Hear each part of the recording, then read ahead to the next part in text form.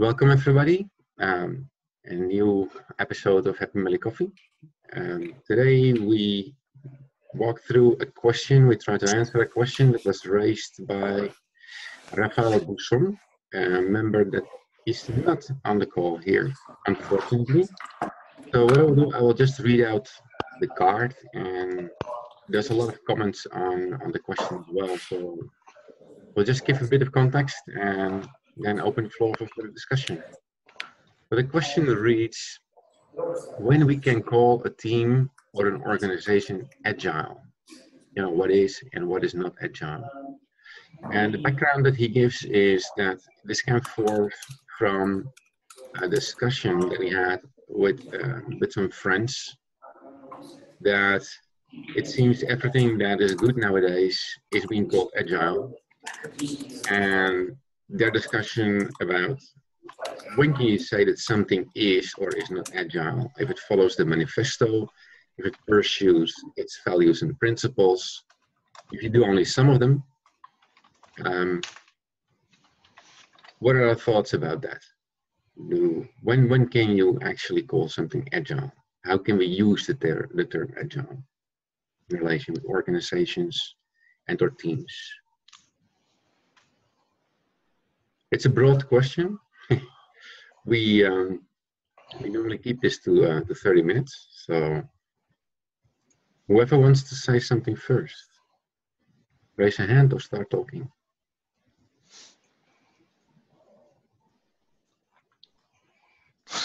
Anybody? I'll start.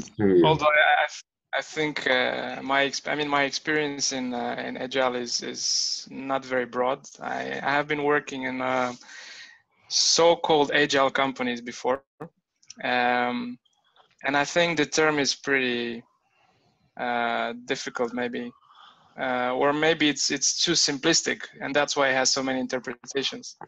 From my perspective, I see Agile as sort of like a brand. So in order to be agile, or to have like to say you're talking about a company who does agile software development, you should follow the values and the principles in the manifesto. So pretty much everything that doesn't go towards that values is not agile. Although I know that Dave in the presentation that is somewhere in the comments tries to make it very simple and says, okay, agile is actually agility. So do many cycles and adjust based on the findings. But I'm not a big fan of simplifying that much, because it kind of removes all the other nice values in Agile. And it kind of removes the human part, which I think it's very important. So I personally, I would stick to the values in the manifesto. So yeah.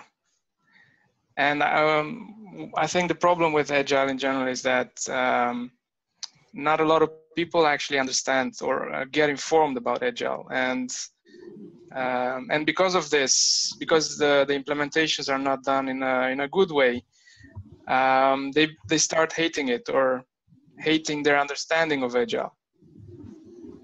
And that's why I think that's why I think this is a very popular topic. What is Agile?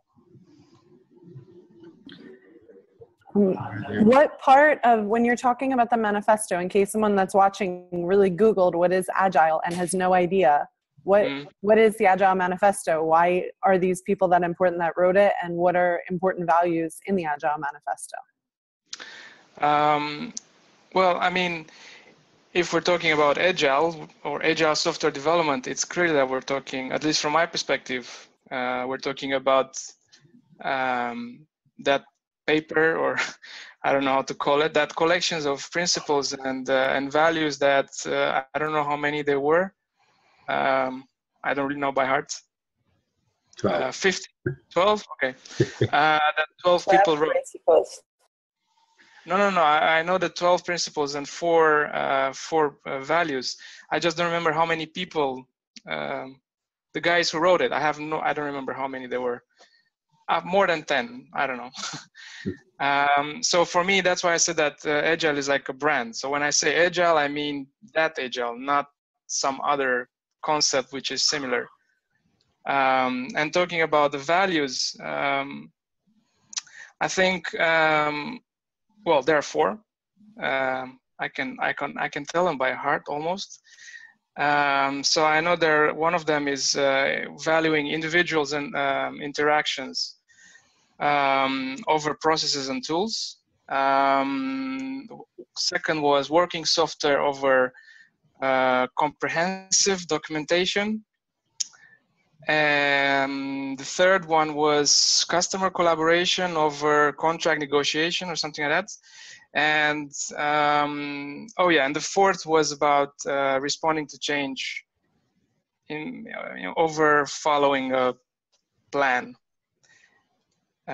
So yeah, and I've seen some of these values neglected in companies that do consider themselves agile.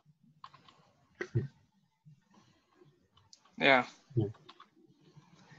So and I think that causes a lot of bad feeling. Alex, what you're saying as a response to the question is, if a team or a company is following those values and those principles, it's then and only then that we actually can call them agile, in the sense of what you call the brand Agile. Yeah. But is agility agile more, in your opinion, or is it? I think agility, as Dave says in his presentation, is less. It's more focused on the process itself, where you implement stuff by iterating and then learning and improving. I have in my mind his slide where he defines agility, and it has, if I remember properly, it has like 3 bullets. And I don't remember exactly which were those 3 bullets, but I remember that it was mostly related to this. So you do stuff in a short sprint or iteration, whatever. At the end of it, you take some learnings from it, and then you make some changes and you start again, and so on. And I think this like simplifies. It doesn't mention much about the people. Yeah, it's partial. It takes a bit from some of the values, but not all of them. Nicoletta, David, you want to chime in? Sure. So I think the challenge we have here is that having this conversation is a bit like the blind man and the elephant. And I think of Agile as a spiritual practice, that there's an aspect of this which is, it's true that it arose out of software. And just to turn myself in, I run a software company, have for the last 22 years. I'm an Agile coach. I train Agile coaches, so I'm remarkably opinionated about all of this, which is why I didn't want to speak first.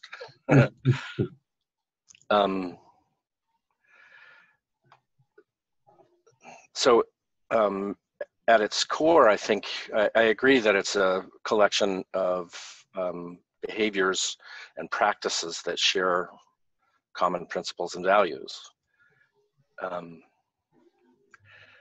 Part of the challenge is that we always want to define things. And I think this is one of those things where it's qualitative. And so you can see what one would consider terribly bad implementations that are actually pretty agile, because they start with where they are and inspect and adapt and iterate. So that's one aspect of it. I put a little mind map together, which I'll share, about kind of the set of what I think of as the core values. Let's see if this works. And you'll see it's fairly comprehensive.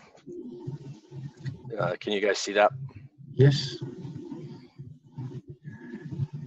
This is sort of the concordance of all of the different Agile disciplines that I know about, including things that aren't currently called Agile, having to do with leadership. And I think one would struggle to actually have a definition of every one of these, because values are hard for us to have conversations about. It doesn't mean it's not worth having conversations. It just means that it's hard. And if you would want to follow all these, then there's a lot of conversations. Yes. Before people, I think if you maybe a person by himself be agile by following a set of values like that, or yes. within a team or within an organization. I work in a big company, over 100,000 employees. I can't see discussions on such a comprehensive set of values taking place. That will have to be broken down bit by bit. But nevertheless, I see in the presentations from our management on every second slide the word agile. So often that I can't believe anybody still believes in it, especially if you compare that to the daily practices. No, it's not that they're doing bad things, but it's like the word has to be on the slide because everybody talks about it, and it loses value. I find that a pity. Yeah, I would love to see that within my department or within the country where I'm based, those discussions take place, because I think it helps the company to understand how to be agile, how to get that mindset, how to get people to become agile so that everything works more agile. Or am I overstating things now? For me, this is the interesting point in this question is when you can call anything agile. Well, and that stops making agile mean anything at all. Exactly. And so this is why I found the question very interesting. Is I don't think it has an answer. Everybody lives it by its own definition. I think the people that come more from the software world say, yeah, but there's this constitution. If you want to comply with the brand Agile, this is what you follow. Then we have people like you, David, that have a lifelong experience and different perspectives and your own additional shaped opinions about it. I say, well, yeah, that's true. It might be true for software development. If you want to have a certificate that says, or a stamp, now you're agile. Here you have it. Apply that. But there's more to it, right? Nicolette, I don't know what's your experience with that, because I see you nodding yes a lot. You're muted. There you go. Yeah, I love your thoughts, guys. So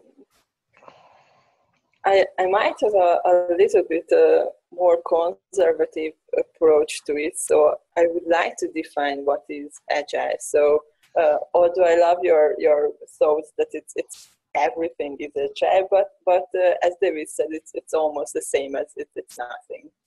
So I would like to have a definition, even if it's very hard to define, and it's not it wouldn't be a one-liner that agile is blah blah blah. I also attached an article, which was I think a 1 week old article about Simon Powers wrote it, and it was titled "What is Agile?" And I basically very much agree with him. So he said or wrote that that it's about the tools and processes according with the practices. So you start with that, and there's a broader bubble with the principles that I derived from the manifesto, and then that can be put into another bubble, which is the values. And I love David's values because it's a very good collection. And those values, when it's a part of a person's core values or personal values, so it's not something which is forced upon you, but it's your own values, then that is your part of your mindset. So Agile is, I think, all of these and section of this, and it's more like a journey you go through. So you start with tools and processes, practices, and as as long as the time goes by, you evolve with this, and you understand that the practices, why are the practices, and what is the connection with the values, and if you had the mindset at the start, it all makes sense. And when this all makes sense, you can go back to the beginning, and you can redefine the tools. You can have your experience and thoughts about the tools and processes, what to take and what not to take. So I think a company can be agile if they are at a very problematic state, if they are going towards a goal which is an evolved agility. If you can, is it? Do I make sense? Or yes, you're making sense to me, at least. Thank you. Alistair Coburn, who's one of the signers of the manifesto, talked about this using a metaphor from martial arts. Yeah, the Shuhari model. Shuhari. Yeah, I know it. I do martial arts. What do you practice? Shotokan karate. For me, Shorin-ryu and Aikido. Awesome. So we have to add to the definition that you have to practice martial arts to call No. your team agile. No. But to Nicoletta's point, the quote basics of Agile, when you first start practicing them, you have no muscle memory. You have no easy way of figuring it out. So you learn, and in the beginning, you're really just doing it by rote. You know, we're doing our sprints and then as your practice deepens, you understand the basics in different ways. So you return again and again to the basics. And in martial arts, when you're a black belt, is when your practice really starts from the standpoint of learning. Now you're truly a student of your art. And I think in Agile, I think in everything, craft is a kind of embodied knowing. So the craft or the perspective of craft in software is, you know, when I have muscle memory, when I can recognize something by its elegance and by alignment in its form and its function, there's a quality of that one recognizes as poetry or beauty or something. And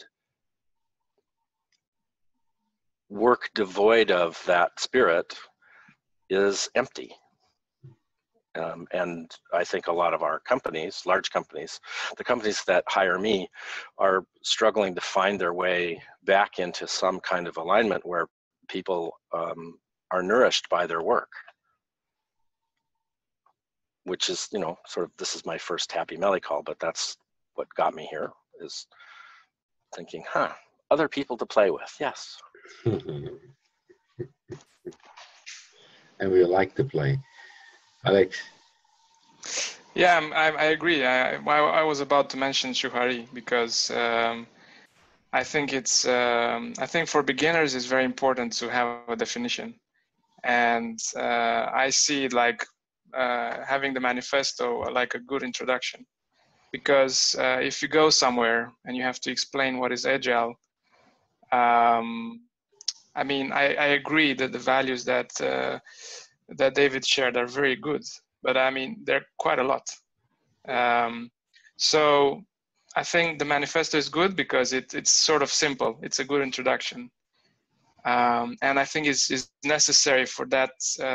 It's necessary to start with a simple definition, and people should learn it. What I see a lot of times is that even that doesn't happen. So people don't even get even the simple definition of Agile. It's just okay, we have to do sprints and we have a stand-up, and of course we're talking to Scrum, which is the most popular, at least from what I saw. And they don't really know why they're doing that. It's just we're agile. We're agile. We use Jira. Yeah, it's usually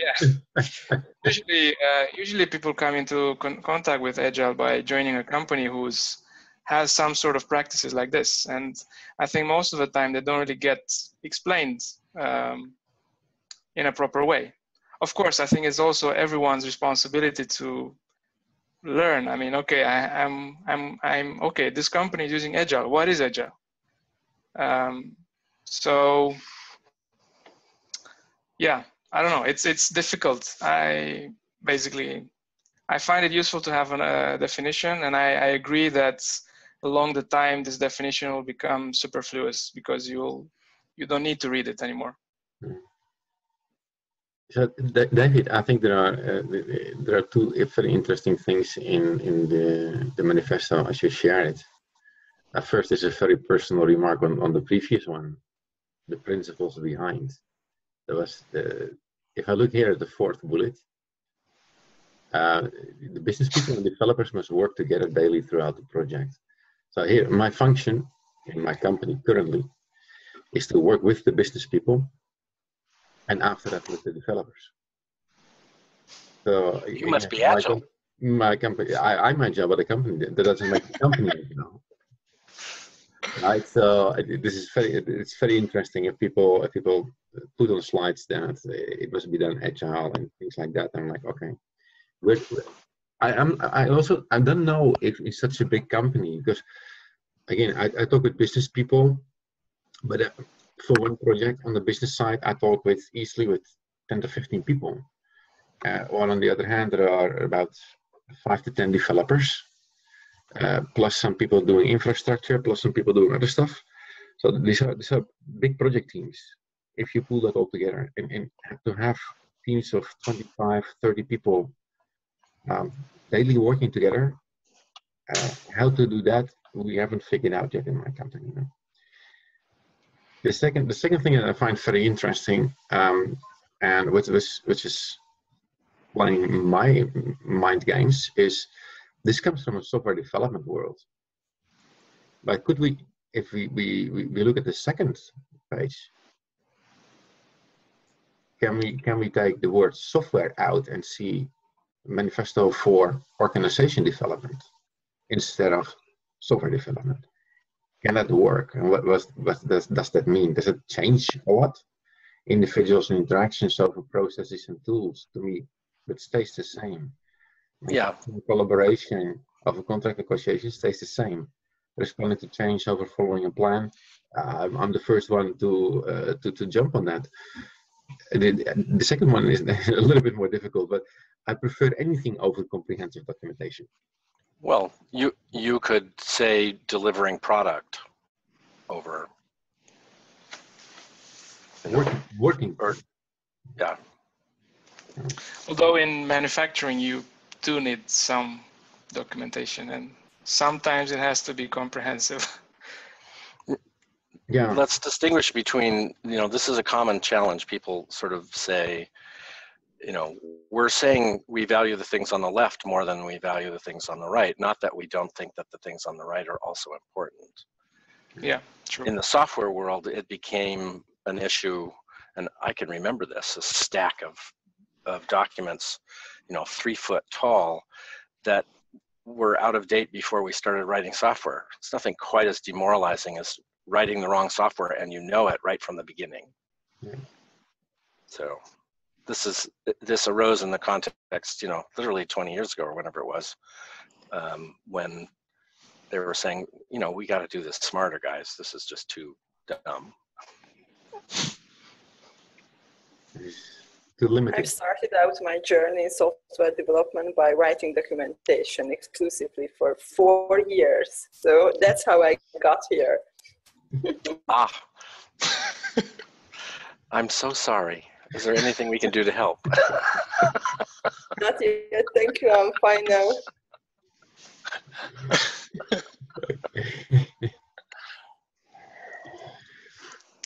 So now you're making working software, Nicoletta. I have to make working software.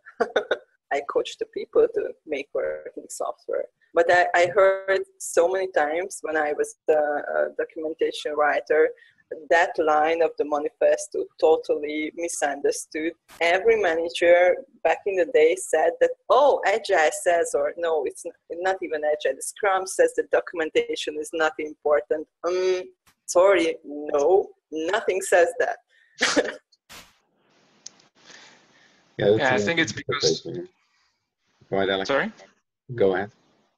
I mean, I've heard similar stuff about what is in Scrum and what isn't in Scrum, and it's like they're circular like urban legends in companies, and they're like people saying, yeah, but this is by the book, whatever that means. Yeah, which book? Yeah, exactly.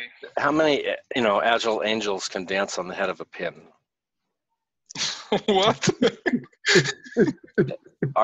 There were arguments about the number of angels in the Middle Ages that could dance on the head of a pin, and now we have the same thing. It's how many? It's religious war territory. Yeah. No. I think problems start when people at the shoe level of their journey start to teach other people, not even at the shoe level. Yeah. So it's very anecdotal at that level. Yeah. I have plenty of horror stories about that. Oh, we can't do it. We can't do it. We're out of pink stickies. And they got trained, that when they were doing release planning, they had to use pink stickies for, and it's like, oh no, we're out. It's like, okay. We always use the pink stickies. That's right. I was a code. Yeah. So that's the backside of Agile, no? Yeah. I don't think so. I actually think it's part of what it is to be human. I mean, we have a hard time as humans tolerating ambiguity. And, in the integral space, we talk about people's ability to manage different levels of complexity. And it's a developmental model. And, when you're a little tiny baby person and you don't yet have object persistence, when mom goes out of sight, she disappears. She no longer exists. And this is a developmental issue. It has, it's actually rooted in perception. So I think we lose sight of how common these shared delusions are. And they're, it's like, why do we need a definition of Agile? Well, because some of us it's useful for. For others, it just becomes a place where we can make each other wrong. Shuhari and whatever is below shu, do. Pre-beginner, I have to kill you now. Well, you get me pink stickies, no? That's right. We'll get pink stickies and then we can do it. So why should a company go Agile or not? And I'm not just talking software, should every company go Agile? Should every software company go Agile? Can I just first, maybe, David, can you stop the sharing so the people that will Oh, I'm so sorry. No, it's okay. It's interesting, but like this, we'll see our faces again a bit. But Jennifer was asking, why should a company go Agile, and should every company go Agile? Right? Because it's cool. My daughter does not think that's true. Everyone is doing it. Yeah, all the cool kids. That's another funny answer. But should I? No. I think it depends on your context, and I think there are companies that might perfectly well fit in definitions of Agile, of the book, or whose book ever, but don't even talk about it like that. No, they just do their thing in the way that other people will say, hey, you're an agile company. And they will tell you, oh, if you say so. Thank you. Is that cool? Yeah, the kids say it's cool. So do you have to be agile? Again, Jennifer, I think that comes down to, can we define one common definition of agile? And I think the conclusion is you can't. It depends a lot on context. It depends a lot on the place where you stand in the evolution towards something more agile. So, but it's a choice to walk the path to become agile, no? To go back to the beginning, to learn from it. But should you become agile? I find it a very, very difficult question to answer. Should you be human? I try to tell my kids they should, but they won't listen. So. Yeah. So you just implied to be agile is human then, David, or? Sorry? To be agile? Is it natural to humanity to be agile? In a fundamental sense, yes. I think if we look at evolutionary pressures,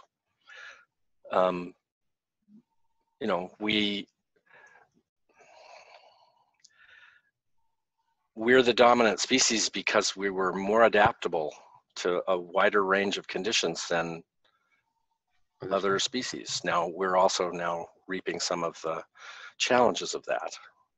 But is it useful to be happy at work? Many people think that's why that's the tautology. That's stupid. That's why they call it work. Is it useful to become more skillful at things that nourish you, to be able to care for yourself and others more effectively? Probably. All of these are, I think, aspects of Agile, and some of them are specifically about becoming more efficient and making more money, reducing waste. Some of them are about, how do we hold each other with greater care in our relationships at work. So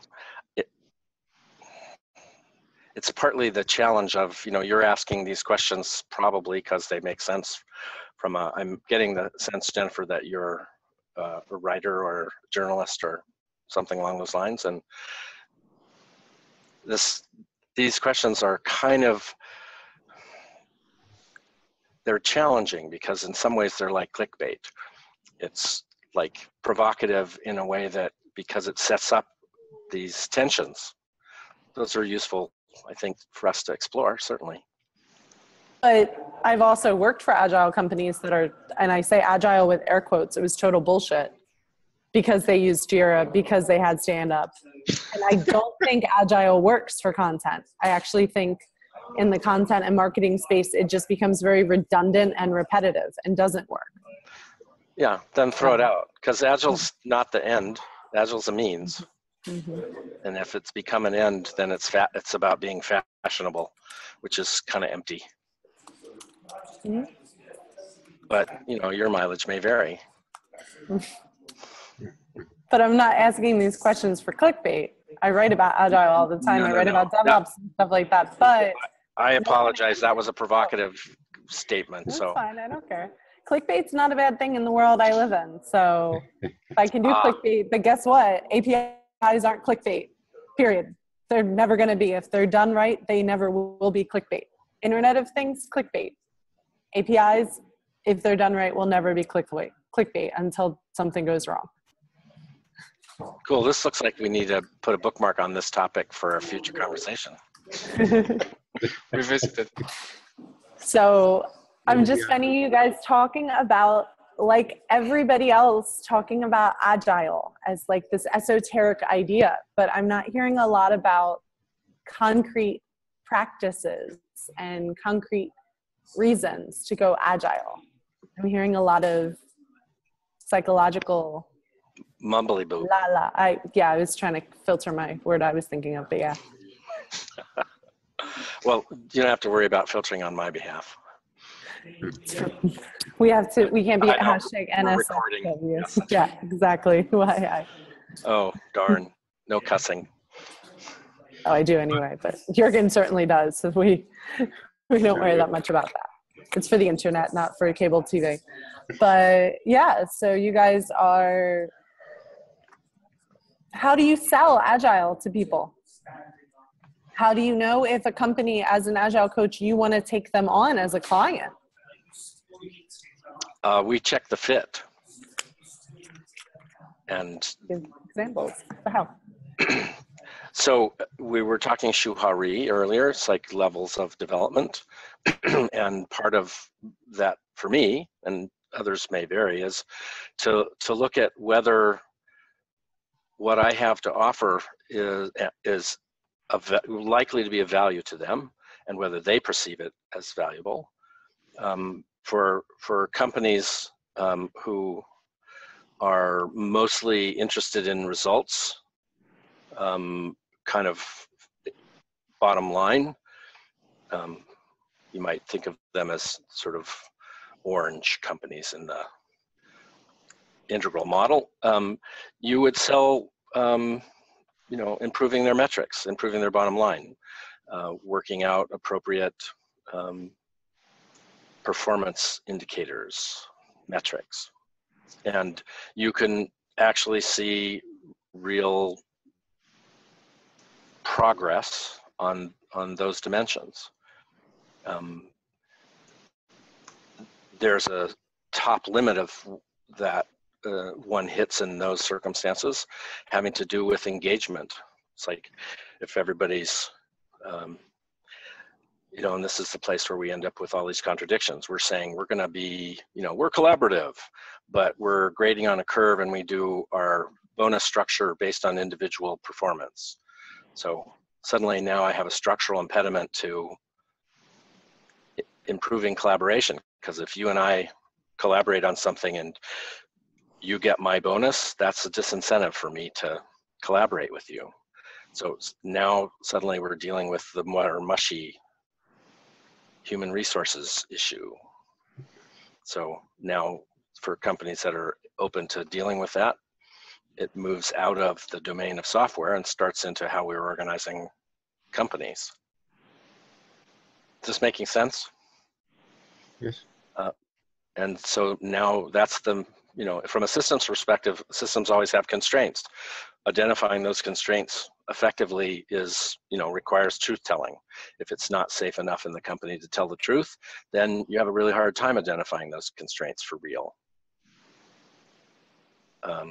So in the beginning, it's a little bit like, I'm the expert, you're going to do it because I told you so. So that we have a chance to see something, change. I have the sense I'm wandering a little bit off topic right now, so I'll stop and let other people talk.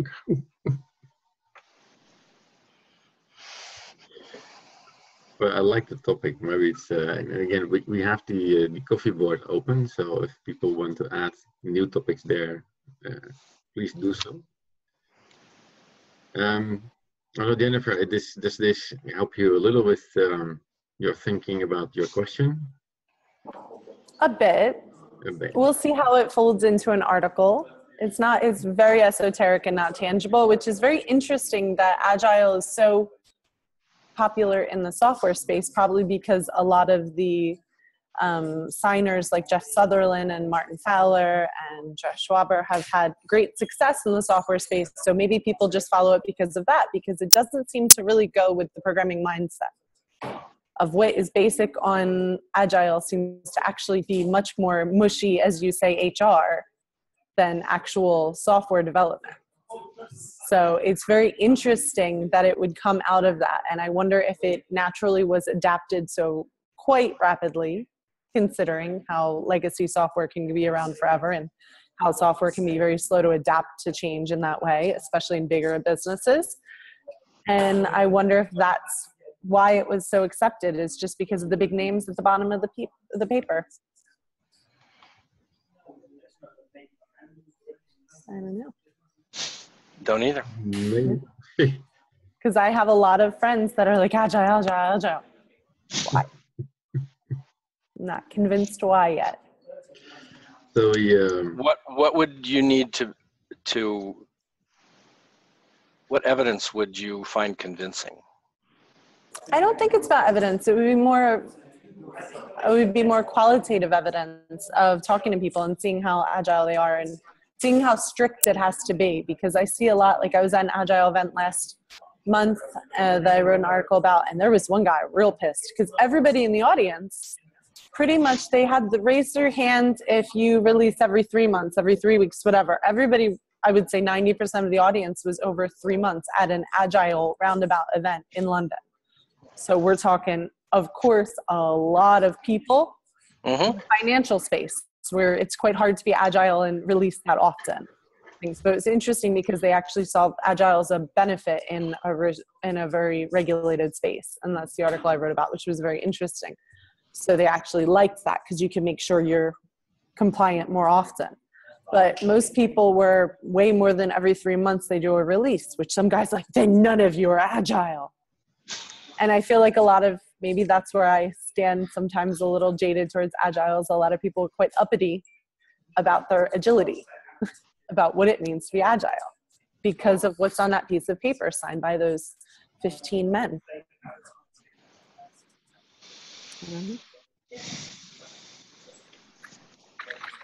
It's true there were no women on that in that There's gathering. like hardly any women in the software industry. Yeah, no. I'm very sad about that. Hey, it makes it fun as a journalist. Women are better coaches and better scrum masters. They're all women, yes. All the best ones are. Starting with the nice There are some companies that have a lot, like Capital One has a lot of women, especially in the API space, which is not a lot of women. But those women also say you don't need 50-50 at an event because that's not representative of the group. You got to be representative of the group. Problems much more people of color than who are much more likely to use the software than women in the industry. But that's a whole other topic. Diversity is a fun topic that Jürgen would avoid, but it's very interesting. Yeah, I'm not persuaded by Agile, but feel free to send me all your links to your different things and also to your own websites. If I quote you in the article, please do send me that so I can get you guys backlinks. And we'll see. So we have to be careful a little because I think after 45 minutes our recording will stop automatically. You have the free version, yeah. No, we pay. We have the paid version now. That's why we can. Okay, so we won't run out. We might be safe for a bit longer. But we do struggle with who is logged in and in charge of the paid version. Yeah, to get it to record. We definitely have a paid version, but we struggle with who is able to record in that paid version in our team. But we still are big Zoom fans. It's the best way to have virtual meetings that we found. Well, quality is pretty good. Huh? So, yeah, it's pretty good. I'd like to thank everybody for this discussion. I found it, although Jen, it was a bit fluffy and on the soft side, and there's no concrete practices and frameworks that we discussed. I think that was caused a bit by the question. When can you call something agile? This discussion can go two ways. Either it goes into you apply this framework and then you're called agile, or it's a learning path and then you come quickly to experience, experimenting, growing, development, martial arts. And I think that's at least for the people on this call, the way that the discussion evolved. So I don't know if Rafael feels that his question is answered, but we're going to put this one on the answered board. And if there are follow-up questions that come forth from this discussion, feel free to add them. We're going to probably increase the frequency a bit again after the holidays. We've been slowing down a little. We're doing also weekly challenges that we're starting in September, where we focus around a certain idea, just because I'm going to plug it. Focus around a certain topic every week. We have people spearheading the topic every week. There's going to be a specific Slack channel on that topic. There's going to be an open webinar, not like Zoom, but open to everyone. There will be benefits that are exclusive or early on for members, like that Slack channel. Jürgen's going to run the first one on purpose. Then Sam and I are going to run the next one on communication, and including our as Nicoletta already signed our social media positivity pledge for our experiment. What happens if you at work and at home are completely positive on social media for a week. And we're also looking for people if they want to spearhead a week on a specific topic. So, yeah. We'll come with the specifics on that in the next week now, yeah, if I'm correct. Mm-hmm. We'll announce. Yeah, I guess it is in the next week, yeah. We'll give the people a bit more, we'll give everybody a bit more info on how can you spearhead. We'll open a channel for that, where you can propose topics, where we can discuss the dates that you can or that you cannot, so that we can make up a nice list and a nice plan. And it's always good to be on our podcast. Marshall Goldsmith was our second person on it, so it's a good one to have your name on. So check out our new podcast that Sam's running. Cool. Well, thank you all. I enjoyed meeting you all, and I have to roll off to my next call. I like that this ends at 50. Very good. Thanks all. Thank you very much. Bye. Have a good weekend. Okay, bye. Take care. Bye-bye.